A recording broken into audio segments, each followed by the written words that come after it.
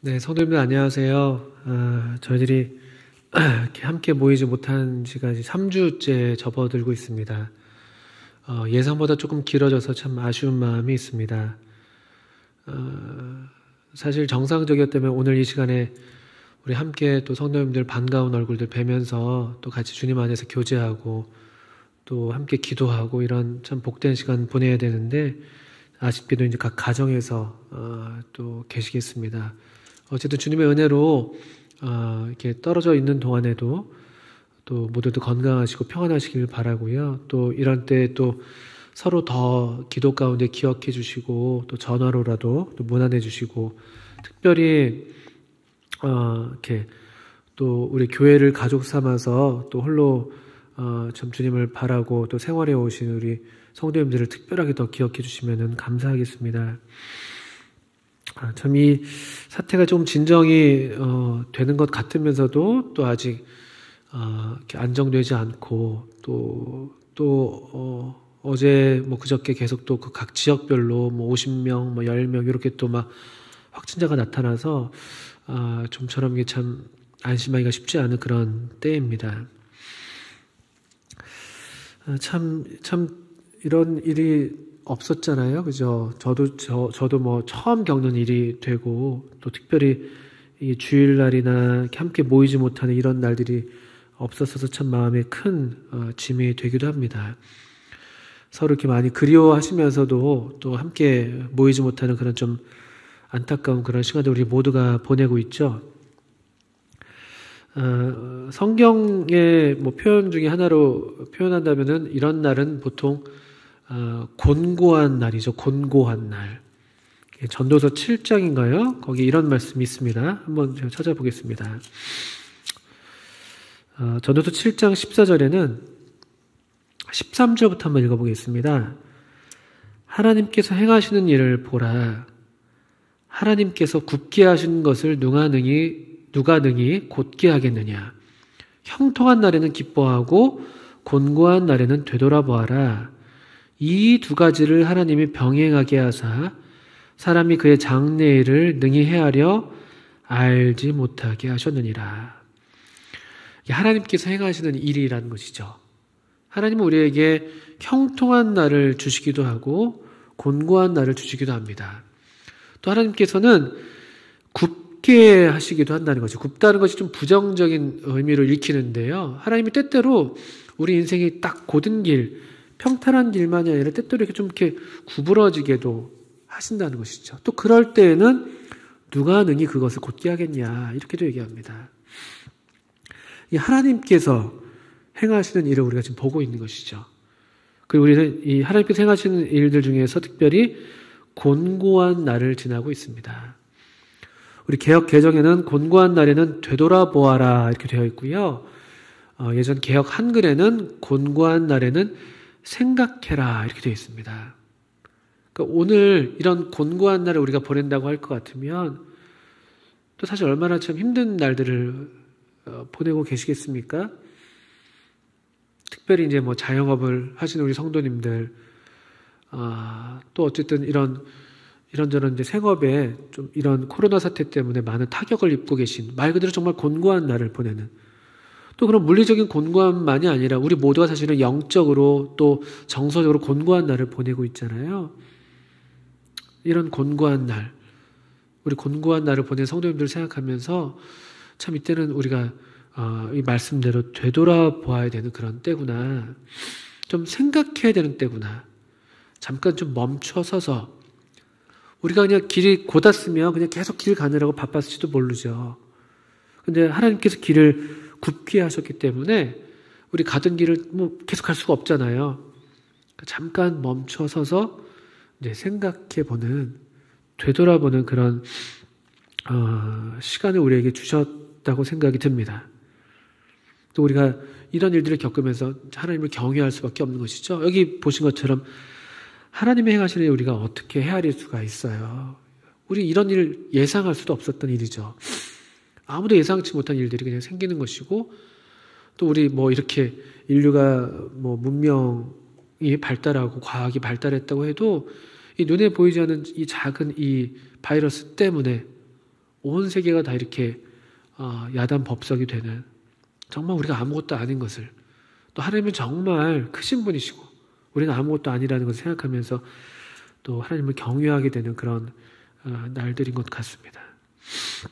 이런 날을 좀 보내면서 저도 이 말씀이 생각이 나고 또 저 자신을 돌아보면서 또 성경에서 정말 직접적으로 이 전염병을 겪었던 일들이 어떤 일들이 있었지라고 이제 성경을 보다가 우리 다윗 시대에 다윗과 그의 백성들이 겪었던 전염병 이야기를 좀 보게 됐습니다. 그리고 그 말씀을 통해서 제가 좀 교훈이 된 부분이 있어서 이 시간에 함께 나누기를 원하는데요. 우리 사무엘 하에 있는 말씀이죠. 사무엘 하 24장입니다. 사무엘 하 24장. 사무엘상 24장 전체가 이 다윗 시대에 겪었던 이 국가적인 전염병의 이야기를 다루고 있습니다. 오늘날 우리 시대랑 비슷한 그런 사건일 수 있겠죠. 이 사무엘상 24장은 역대상 21장에도 같은 사건이 기록이 되어 있고요. 조금 다른 면들이 있습니다. 그래서 함께 같이 보시면 또 더 유익한 것들을 얻으실 수가 있겠고요. 잠깐 요 전체 25절까지 다 읽기는 좀 어려우니까 대략적인 이야기를 좀 말씀을 드리겠습니다. 24장 1절부터 9절까지는 이 전염병의 배경이 된 사건입니다. 왜 이 이스라엘에 전염병이 났냐라는 것이죠. 이미 앞서서 이 전염병은 우리 여러 말씀들을 통해서 이건 하나님의 어떤 심판의 하나의 형태라는 것을 우리가 신명기 말씀이든지 역대하 말씀이든지 이런 말씀들을 우리가 보아왔었습니다. 역시 이 이스라엘 이 다윗 시대에 이스라엘 백성들에게 임했던 전염병이 역시 하나님의 심판의 도구였는데요. 이 전염병 이유가 된 이야기는 1절부터 9절까지 나오는 다윗의 인구조사 사건입니다. 다윗이 백성들의 수를 셌습니다. 그런데 왜 이 백성들의 수를 셌냐? 백성들의 수를 세는 게 무슨 잘못이 있어? 이렇게 얘기할 수가 있겠는데요. 이 말씀을 가만히 보다 보면 이 다윗의 인구조사가 그냥 어떤 순수한 행정적인 내지는 어떤 바른 정치를 하기 위해서 백성들을 위해서 했다기보다는 하나님이 기뻐하지 않는 일이었습니다. 먼저 24장 2절 먼저 보시면 인구조사를 누구에게 명했냐면요. 군사령관 요압에게 명했습니다. 군사령관 요압이에요. 인구조사, 그냥 인구조사면은 행정부처의 일이잖아요. 우리가 보통 이해할 때요. 근데 이 인구조사는 특별히 군대 대장인 요압에게 지시가 된 인구조사였습니다. 3절을 보니까 요압이 이것에 대해서 좀 약간 다르게 이야기를 하는 장면을 보죠. 요압이 왕께 아뢰되 이 백성이 얼마든지 왕이 하나님 여호와께서 100배나 더하게 하사 내 주 왕의 눈으로 보게 하시기를 원하나이다. 그런데 내 주 왕은 어찌하여 이런 일을 기뻐하시나이까? 근데 별로 그렇게 좋은 일이 아니라는 것이죠. 그리고 요압의 말의 어떤 내용을 보니까 하나님은 100배나 더해 줄 수도 있어요. 이렇게 얘기하는 걸 보니까 좀 다윗의 마음이 이게 좀 바르지 않은 것을 요압도 대강 눈치를 채고 있었습니다. 그리고 그렇지만 이 다윗이 계속 재촉을 해서 결국은 인구조사를 하고요. 인구조사의 결과를 볼 때 특별히 인구조사의 결과가 우리에게 나타내는 바가 있는데 9절 보십시오. 요압이 백성의 수를 왕께 보고하니 곧 이스라엘에서 칼을 빼는 담대한 자가 80만 명, 유다 사람은 50만 명, 합치면 130만 명. 그리고 이 인구조사의 어떤 목적을 더 분명히 알 수 있겠죠? 모든 인구수를 센 게 아니에요. 칼을 빼는 담대한 자, 즉 군사력을 지금 확인한 것이죠. 그러니까 이게 이제 문제인 것이죠. 뭐 군인들의 수를 세는 게 왜 문제입니까? 라고 물으실 수도 있겠습니다만요. 이게 바로 그 동기 때문에 그런 것입니다. 다윗은 지금 이 태평성대를 누리면서 마음이 높아졌던 것 같습니다. 그리고 이 태평성대가 마치 자신의 이 유다 왕국, 이스라엘 왕국의 군사력 때문에 태평성대를 누리고 있는 것으로 생각이 들었던 것 같아요. 그러니까 이제 마음이 좋은 거죠. 마음이 좋으니까 한번 그럼 얼마나 되는 거지? 한번 세봐야지. 이런 마음이 든 것이죠. 이런 어떤 약간 이렇게 뭐랄까 좀 이렇게 자부하는 마음, 하나님께서 좋아하시는 게 아니었습니다. 왜냐하면 그가 누리는 태평성대를 하나님의 은혜, 그 전까지 사실은 그가 그렇게 생각했었어요. 다윗이요. 그렇죠? 앞에 다윗의 승전가, 예를 들면 사무엘하 22장 같은 데 보면요. 여호와는 나의 반석, 나의 요새시고 나를 위하여 나를 건지시는 자, 나의 반석의 하나님, 나의 방패, 망대, 아주 하나님을 높이는, 온통 하나님이 다 하셨습니다. 하나님이 제 능력입니다. 하나님이 제 힘입니다. 우리의 힘입니다. 이런 고백이 그냥 절로 나왔던 그런 시절이 있었거든요. 근데 그가 왜인지 모르게 아마 이 오래된 태평성대를 누리면서 자기도 모르는 사이에, 이게 항상 우리의 경계의 대상이잖아요. 하나님께서도 신명기 말씀에서 너희가 들어가서 배부르게 될 때 나를 잊을까 두렵다, 이런 말씀들 많이 하셨죠. 배부르게 될 때 우리가 주님을 잊잖아요. 그가 이 전쟁의 날에는 참 극심한 싸움을 해나가면서 하나님을 의지할 수밖에 없었을 때에는 하나님을 높였는데, 이 정도 130만 명의 군사력을 거느릴, 역대상의 기록을 보면 더 많더라고요. 숫자가요. 합치니까 150만이 넘는 것 같았고요. 대한민국 육군이 제가 알기로는 60만 명 된다고 하는데, 대한민국 군인 전체인가요? 육군인만인가요? 오늘날 군사력에 비해서도 결코 뒤지지 않는 엄청난 군사력을 지금 다윗이 확인하면서 얼마나 만족했겠어요. 그런 마음으로 시작했던 거죠. 대강 진작은 하고 있었는데, 이건 마치 왜 명절 때, 설날 같은 때 뭔가 이제 우리 어린이들이나 학생들이 이제 세뱃돈 받았는데 뭔가 많이 받은 것 같은 느낌 들 때 있잖아요. 그럴 때 이제 막 집에 와서 이제 퇴퇴퇴 막 이렇게 세보는 거죠. 이렇게. 그러면서 이번에 이렇게나 많이 받았으면서 막 좋아하는. 제 비유가 조금 이렇게 아주 적합하진 않습니다만, 다윗이 아주 자신에 대해서 만족해하는. 이거 누가복음 12장인가요? 거기에 어리석은 부자 이야기가 나오는데요. 그 부자랑 비슷하죠. 그 창고를 너무 소출이 많으니까 창고를 더 지어다가 내 영혼아, 이제는 우리가 좀 먹고 좀 누리자. 아주 만족했는데 그때 갑자기 뭐라고 말씀하세요? 오늘 밤 내가 너의 영혼을 가져가면, 너의 영혼을 취하면 이 너를 위해서 쌓아둔 이 모든 것이 누구 것이 되겠냐라고 하면서, 이 뭐예요? 하나님께는 부여하지 못한, 재물은 부여하지만 하나님께 부여하지 못한 이 부자를 향해서 어리석다고 얘기하는, 그 누가복음 12장 말씀의 그 모습과 크게 다르지 않습니다.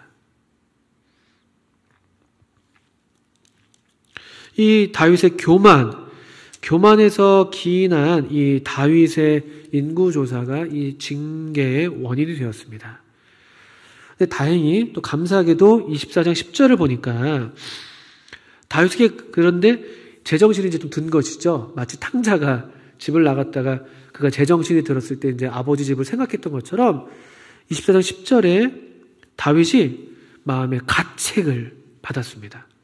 성령께서 아마 책망하시는 그런 역사를 행하셨겠죠. 다윗이 자책하고요. 이제 10절 말씀을 좀 주의해서 보십시오. 다윗이 여호와께 아뢰되 내가 이 일을 행함으로 큰 죄를 범하였나이다. 여호와여, 이에 간구하옵나니 종의 죄를 사하여 주옵소서. 내가 심히 미련하게 행하였나이다 아니라. 이렇게 그가 죄를 이제 깨닫고 하나님께 용서를 구했습니다.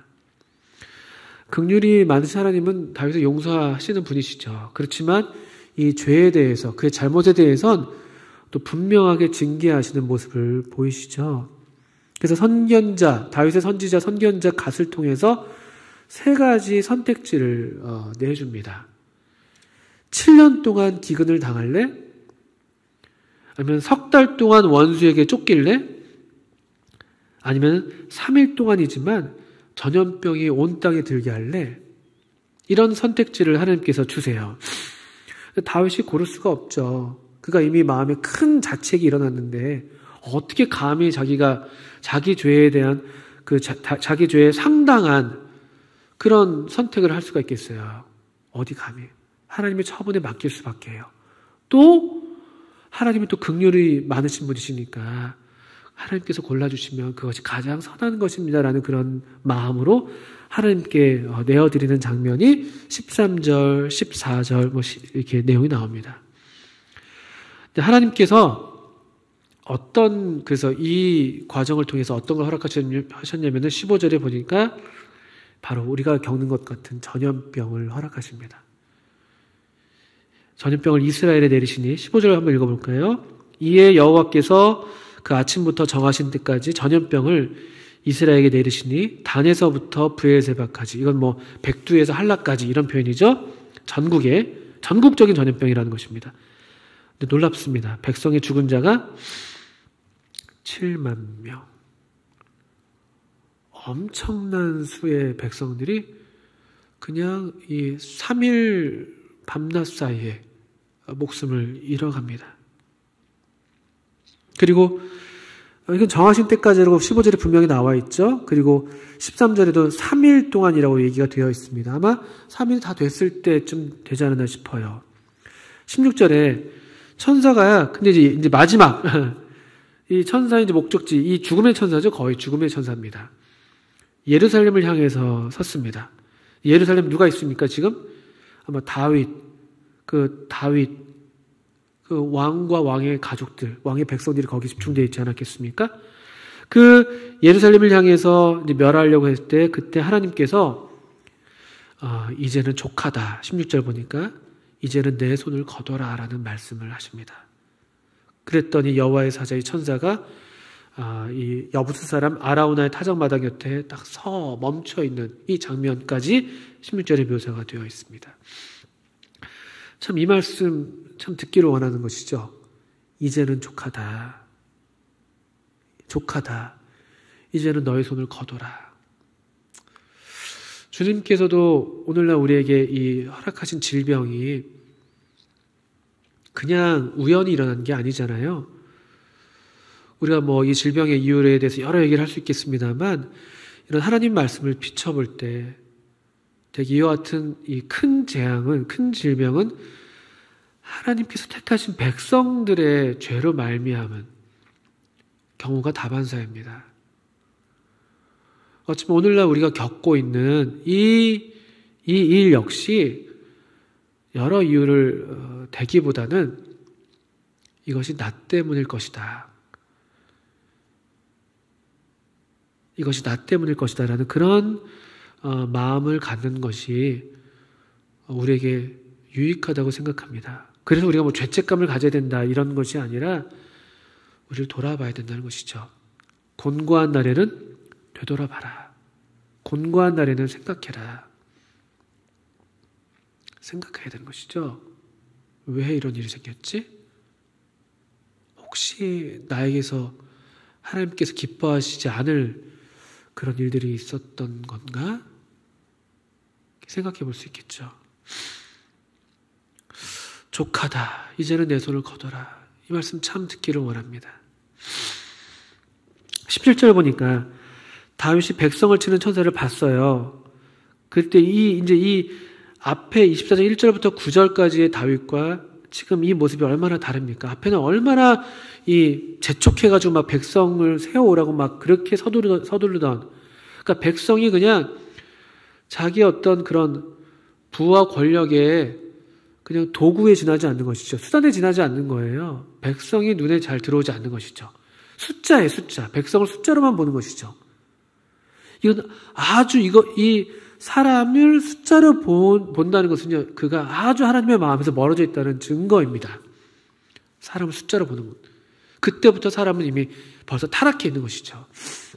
근데 여기 17절에서 회복된 다윗의 심령은 이제 더 이상 이 이스라엘 백성들을 숫자로 보지 않잖아요. 17절 보니까 다윗이 백성을 치는 천사를 보고 여호와께 아뢰어 이르되 나는 범죄하였고 악을 행하였거니와 이 양무리는 무엇을 행하였나이까? 청하건대 주의 손으로 나와 내 아버지의 집을 치소서 하니라.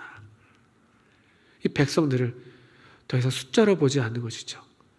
양무리로 보는 것이죠. 그의 눈이 회복되는 것이죠. 그의 시력이 회복되는 것이고, 그 회복된 눈으로 자기를 보니까 죄를 지은 건 자기이고, 이 백성들은 단순한 숫자가 아니라 내 어떤 그 권력과 내 힘과 내 욕심을 채워주는 그냥 그런 수단이 아니라 고귀한 하나님의 자녀인 것을, 하나님께서 친히 돌보시는 하나님의 양무리인 것을 제대로 보게 되는 것이죠. 이런 회복이 일어나고 있습니다. 근데 여기에서 그치지 않고요. 이 다윗의 기도를 듣고 하나님께서는 18절 이후로 한 가지 요구를 하십니다. 역시 또 갓을 통해서 그 아라우나의 타작마당에 제단을 쌓으라는 명령을 주시죠. 그 제단을 쌓고 거기에서 제사를 올려드림으로써 이 재앙을 그치게 하려 하는 그런 말씀을 주십니다. 22절, 23절에 아라우나는 참 왕께 충성스러워서 다윗에게 다 내어주기를 원했습니다. 그런데 24절, 25절 읽겠습니다. 그런데 아라우나의 마음에 대해서 다윗이 이렇게 대답하죠. 왕이 아라우나에게 이르되 그렇지 아니하다.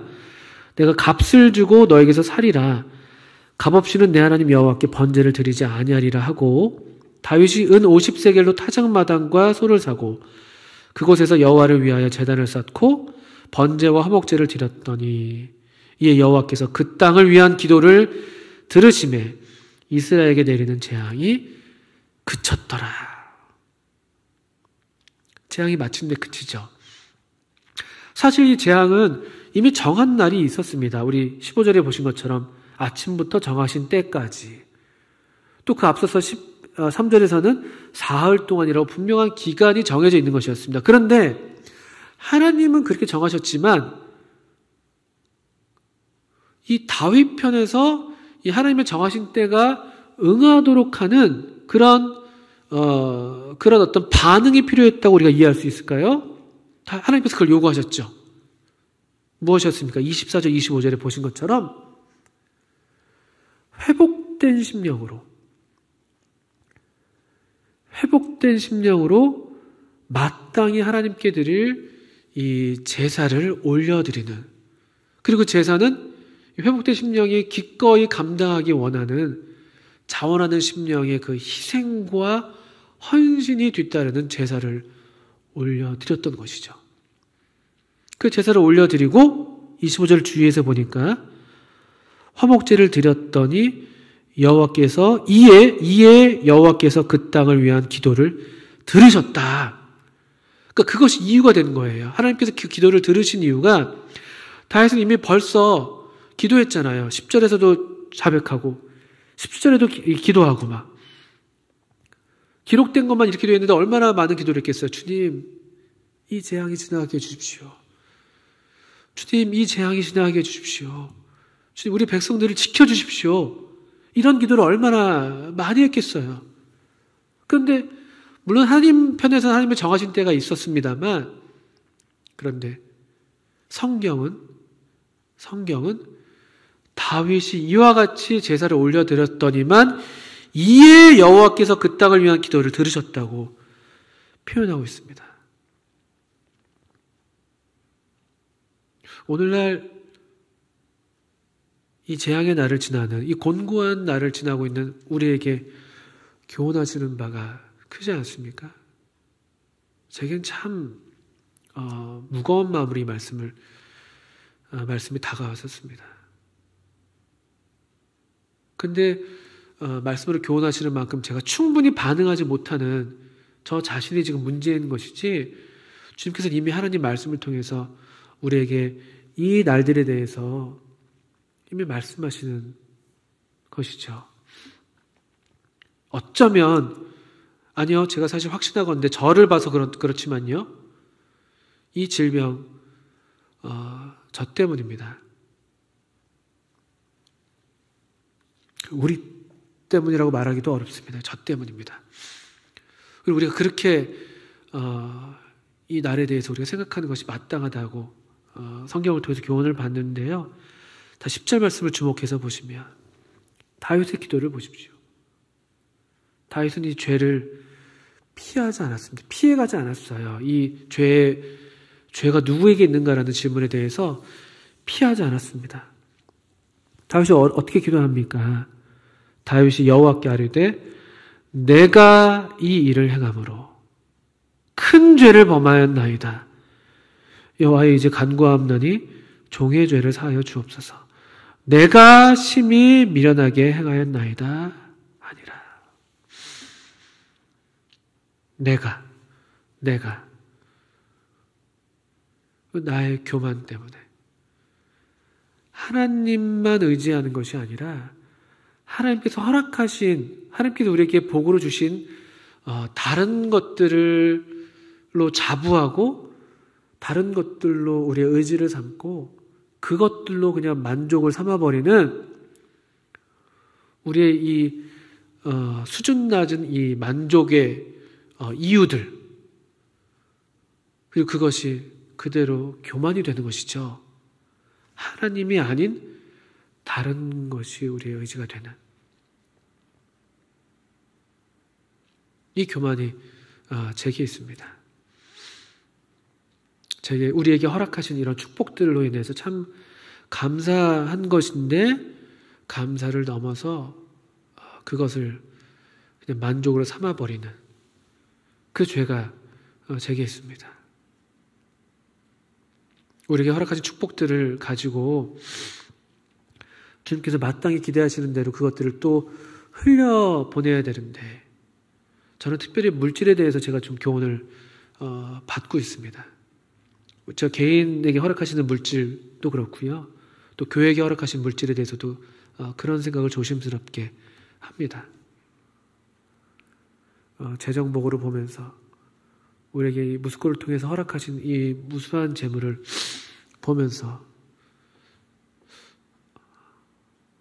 또는 연말에 우리 송년 모임을 하면서 또 혹시 제게 있었지 않았나 싶은 것, 주님께서 여기까지 우리를 인도해 오시면서 우리에게 허락하신 이 참 귀한 성도님들을 그 한 분 한 분을 귀하게 여기기보다는 숫자로서 그냥 치환해버리는, 그게 항상 우리에게 경계가 되고 무서운 일인데 어쩌면 내가 거기에 빠져있는 게 아닐까.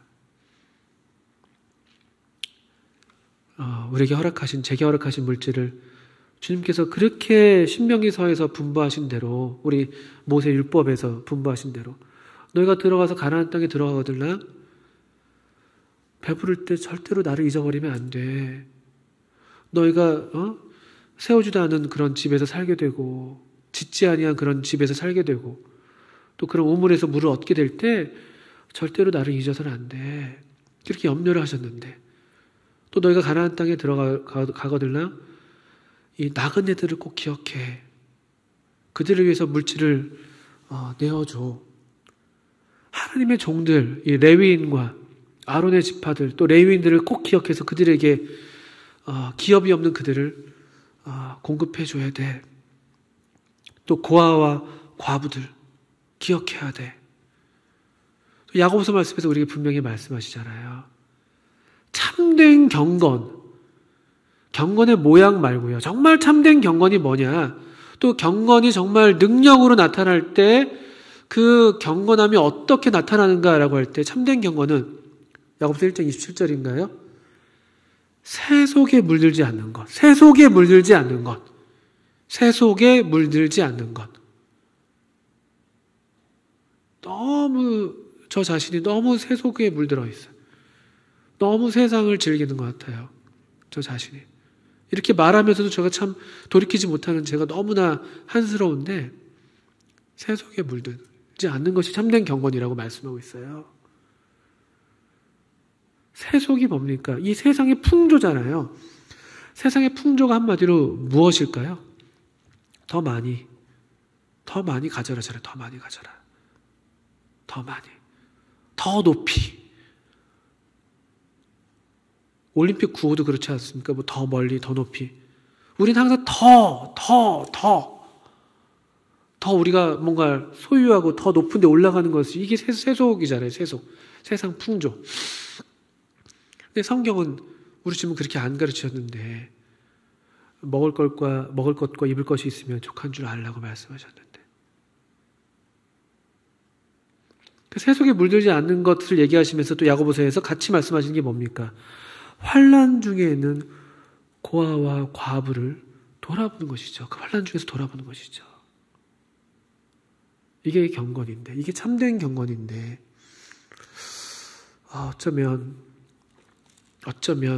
어쩌면이 아니죠. 사실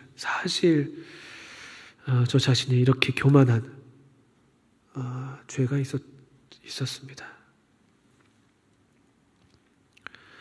또 10절에서 24장, 사무엘 24장 10절 다윗의 기도를 볼 때 다윗은 이 죄에 대해서 결코 합리화하지 않았습니다. 작은 것이라고 그냥 적당히 넘기려고 하지 않았어요. 24장 10절에 보십시오. 내가 이 일을 행함으로 큰 죄를 범했습니다. 큰 죄. 이게 참 괴로운 거예요. 이 죄를 충분히 죄로 알지 못하고 있는 이 무딘 마음을 우리가 어떻게 해야 될까요?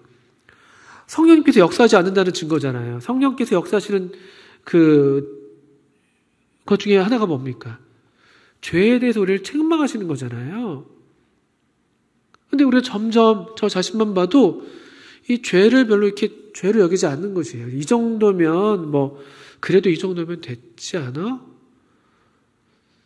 그래도 내가 그래도 이렇게 하고 있는데 이 정도면 됐지 않아?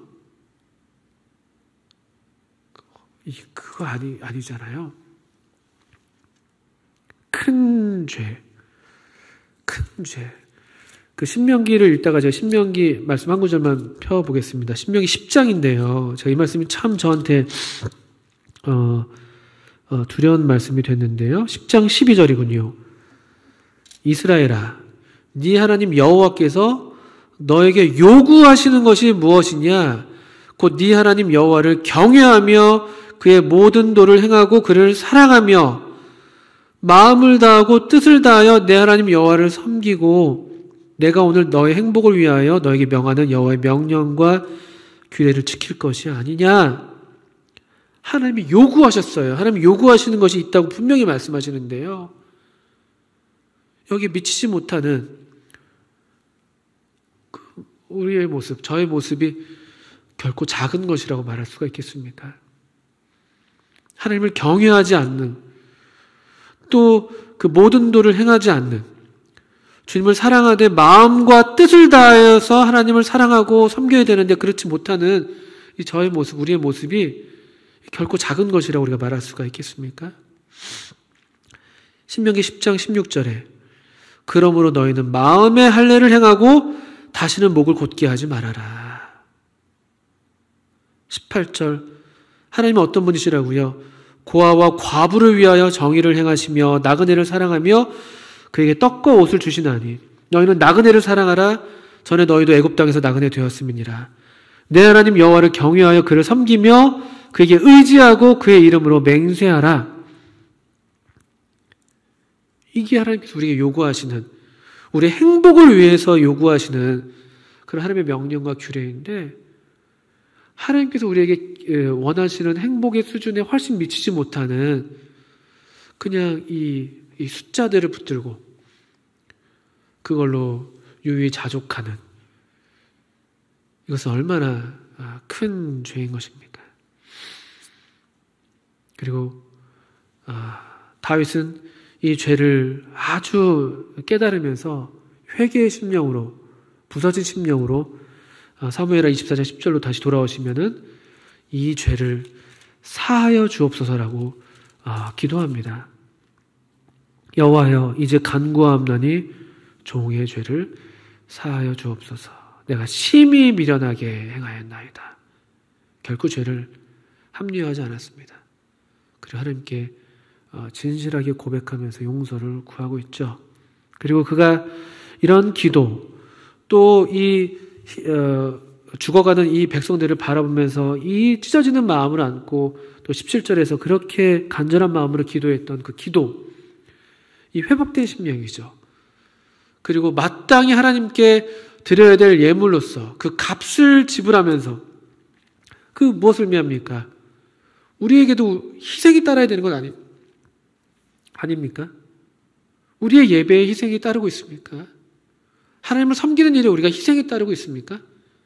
남는 것으로 우리가 섬기려고 하고 남는 것으로 그냥 드린다고 하는 것 아닌지,